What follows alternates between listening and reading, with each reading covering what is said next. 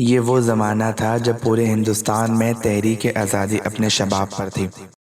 اور مسلمانوں کی طرف سے قیام پاکستان کا مطالبہ زور پکڑ رہا تھا۔ چنانچہ ہمارے گھر کی مشرقی سمت میں جو چھوٹی سی سڑک تھی اس پر سے بھی جلوس گزرا کرتے تھے۔ چونکہ ان جلوسوں میں اکثر کسی نہ کسی کے لیے زندہ باد کے نعرے لگتے تھے، اس لیے جب دور سے کسی جلوس کا شور سنائی دیتا تو میں گھر والوں سے اپنی تتلائی زبان میں کہتا، زندہ باد آ رہے ہیں، یعنی زندہ باد آ رہے ہیں۔ اس کے علاوہ ان جلوسوں کے مختلف نعرے سن سن کر مجھے یاد ہو گئے تھے، مثلاً سینے پہ گولی کھائیں گے، پاکستان بنائیں گے۔ میں جب وہ نعرے اپنے تتلائی ہوئی زبان میں دہراتا تو سارے گھر والے اس کا مزہ لیتے تھے۔ ہم جس محلے میں آباد تھے اس میں اس چوک کے قریب جس کا ذکر میں نے پہلے کیا ہے، ہمارے خاندان کی ایک بزرگ خاتون کا قیام تھا جن کا نام امت الحنان تھا، اور ہم انہیں پھپھی کہا کرتے تھے کیونکہ وہ حضرت والد صاحب رحمۃ اللہ علیہ کی رشتے کی بہن تھی۔ ان کا گھر کیا تھا، خاندان بھر کے بلکہ دور دور کے بچوں کی ایسی تعلیم گاہ تھی جس میں کئی پشتوں نے ان سے تعلیم حاصل کی تھی۔ وہ کہنے کو تو بچیوں اور بہت چھوٹے بچوں کو قرآن شریف ناظرہ پڑھاتی تھی، لیکن در حقیقت وہ بچوں کو قرآن شریف کے علاوہ بہشتی زیور کے ذریعے وہ سب کچھ پڑھا دیتی تھی جس کی انہیں شادی کے بعد تک ضرورت ہوتی، اور نہ صرف نظریاتی طور پر پڑھا دیتی تھی بلکہ اس کی عملی تربیت بھی دیتی تھی۔ یہی ان کا مشغلہ تھا اور یہی ان کا شوق، جس کے ذریعے انہوں نے سینکڑوں بچوں اور بچیوں کو انسانیت سکھا دی تھی۔ ہمارے سب سے بڑی بہن سے لے کر مجھ تک سب نے ان سے پڑھا تھا۔ میں ابھی اس قابل تو نہ ہوا تھا کہ اس تعلیم گاہ کا باقاعدہ شاگرد بنوں، لیکن میرے والدین مجھے غیر رسمی طور پر قاعدہ بغدادی دے کر ان کے گھر بھیج دیتے تھے، اور اس طرح قاعدہ بغدادی کا آغاز میں نے اس گھریلو مکتب میں کیا تھا جہاں محترمہ امت الحنان صاحبہ رحمۃ اللہ علیہ اپنی کڑک دار آواز میں تعلیم و تربیت کے فرائض بڑی تندہی سے انجام دیتی تھی۔ یہ ساری باتیں مجھے یاد ہیں، اور اس کے علاوہ بھی بہت سی باتیں جو شاید قارئین کے لیے کسی دلچسپی یا فائدے کی حامل نہ ہوں۔ اس وقت میری عمر کیا تھی میں یقین کے ساتھ نہیں کہہ سکتا، لیکن 4.5 سال سے یقیناً کم تھی، کیونکہ 5 سال کی عمر پوری ہونے سے پہلے ہی ہم دیوبند سے پاکستان روانہ ہو گئے تھے۔ البتہ مجھے اپنے سب سے بڑے بھائی جناب محمد ذکی کیفی رحمۃ اللہ علیہ کا نکاح یاد ہے جو 1946 میں ہوا تھا۔ اس وقت میری عمر یقیناً 3 سال تھی، لہذا جو باتیں مجھے یاد ہیں وہ 3 سے 4.5 سال تک کی عمر کی باتیں ہیں، اور آج مجھے حیرت ہوتی ہے کہ مجھے کل کی بات بھی بعض اوقات یاد نہیں رہتی، لیکن اتنی کم سنی کی یہ باتیں اس طرح یاد ہیں جیسے میں اب انہیں دیکھ رہا ہوں۔ اس سے اندازہ ہوتا ہے کہ بچپن کے زمانے میں جو باتیں ذہن پر نقش ہو جاتی ہیں وہ کتنی دیر پا اور انمٹ ہوتی ہیں۔ اس لیے کہا گیا ہے کہ بچوں کے سامنے اچھی باتیں کرو، اور یہ نہ سمجھو کہ ان نادانوں پر ہماری ان باتوں کا کیا اثر پڑے گا جو ان کی سمجھ سے بالاتر ہیں۔ البتہ یہ میری محرومی ہے، اور اس کی دل میں حسرت بھی ہمیشہ رہی کہ دیوبند اس وقت بھی بڑے درجے کے علماء اور اولیاء کرام کا مرکز تھا، لیکن میری عمر اس وقت اتنی چھوٹی تھی کہ ان میں سے کسی کی زیارت مجھے یاد نہیں۔ البتہ مجھے ایک مرتبہ اپنے والدین کے ساتھ تھانہ بون جانا یاد ہے، اور یہ میری یاد میں ریل کا پہلا سفر تھا، لیکن اس وقت کچھ شعور نہ تھا کہ تھانہ بون کیا ہے اور وہاں جانے کا کیا مقصد ہے۔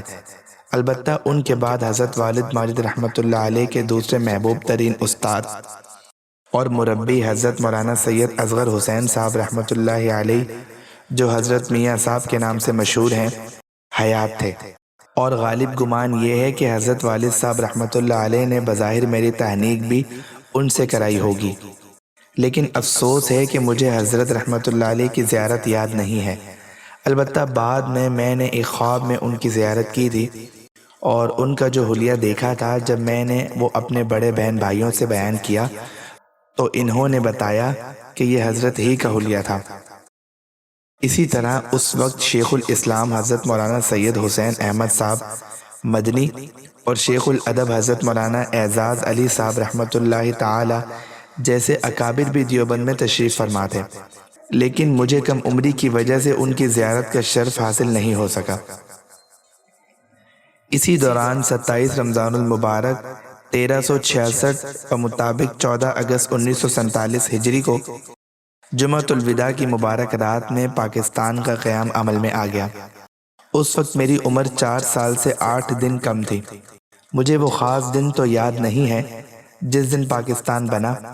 لیکن یہ یاد ہے کہ گھر میں چونکہ بار بار پاکستان بن جانے کا ذکر ہوتا رہتا تھا، اس لیے میرے اس بچپن کے ذہن میں کچھ ایسا تصور بیٹھا ہوا تھا جیسے کوئی بڑی سی عمارت بنی ہے جس میں ایک بڑا سا ہال ہے اور اس کی دیواروں پر چاند تارے کی تصویریں بنی ہوئی ہیں۔ پاکستان بنتے ہی ملک کے مختلف حصوں میں ہندو مسلم فسادات پھوٹ پڑے اور مشرقی پنجاب میں مسلمانوں پر سکھوں کی طرف سے لرزہ خیز مظالم کی ایک قیامت برپا ہو گئی۔ یوپی کا ضلع سہارنپور، جس کا ایک قصبہ دیوبند بھی تھا، چونکہ مشرقی پنجاب سے بالکل ملا ہوا تھا، اس لیے اس علاقے میں بھی سکھوں کی اچھی خاصی آبادی تھی اور سکھوں کے مظالم کا دائرہ ہمارے ضلع تک پہنچ چکا تھا اور ہندوؤں کی طرف سے بھی ان کی پشت پناہی جاری تھی۔ ان کے بھی جارحانہ نعروں پر مشتمل جلوس نکلا کرتے تھے۔ ہمارے محلے کی مشرقی جانب میں چونکہ ہندوؤں کی آبادی دور تک پھیلی ہوئی تھی، جس کو ہندواڑہ کہا جاتا تھا، اس لیے ہر رات یہ افواہیں گرم رہتی تھی کہ آج کی رات سکھوں یا ہندوؤں کی طرف سے حملہ ہوگا۔ اس خطرے کے پیش نظر محلے کے نوجوان باریاں مقرر کر کے محلے کے مختلف ناکوں پر ساری رات پہرا دیا کرتے تھے۔ حالات کے اس پس منظر میں میرے بچپن کے ذہن پر خاص طور سے سکھوں کی ایک خوخوار تصویر مسلط ہو گئی تھی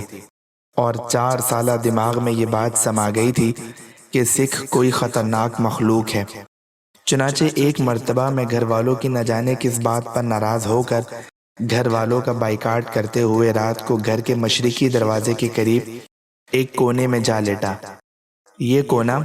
میری نظر میں 2 وجہوں سے خطرناک تھا۔ ایک تو اس میں ایندھن کے طور پر استعمال ہونے والی لکڑیاں پڑی رہتی تھیں جن میں بعض اوقات بچھو بھی نکل آتے تھے، اور دوسری طرف یہی ہمارے گھر کا وہ دروازہ تھا جو ہندواڑے کی اس سڑک پر کھلتا تھا جہاں سے سکھوں کے جلوس گزرا کرتے تھے، اور وہیں سے ان کے حملے کا خطرہ سب سے زیادہ تھا۔ لیکن میں اپنی دانست میں یہ 2 عظیم خطرے مول لے کر گھر والوں کو یہ جتانا چاہتا تھا کہ ان کا کوئی طرز عمل اتنا ناقابل برداشت ہے کہ اس نے مجھے اس انتہائی سنگین اور مہلک احتجاج پر آمادہ کر دیا ہے۔ چنانچہ میرے بہن بھائی جب باری باری مجھے منا کر واپسی گھر لے جانے کے لیے آتے تو اپنی تتلائی ہوئی زبان میں میرا ایک ہی جواب ہوتا، اور وہ یہ کہ چاہے چت آؤ چاہے بچھو تاتو، ہم تو یہیں پلے رہیں دے۔ یعنی چاہے کوئی سکھ آ جائے یا کوئی بچھو کاٹ لے، ہم تو یہیں پڑے رہیں گے۔ آخر جب میرا یہ سنگین احتجاج کوئی بہن بھائی ختم نہ کر سکا تو حضرت والد صاحب رحمۃ اللہ علیہ کو مداخلت کرنا پڑی۔ وہ تشریف لائے، مجھے گود میں لے کر پیار کیا اور مجھے اٹھا کر گھر میں لائے، اور بظاہر اس کے بعد ہمارے مطالبات تسلیم کر لیے گئے۔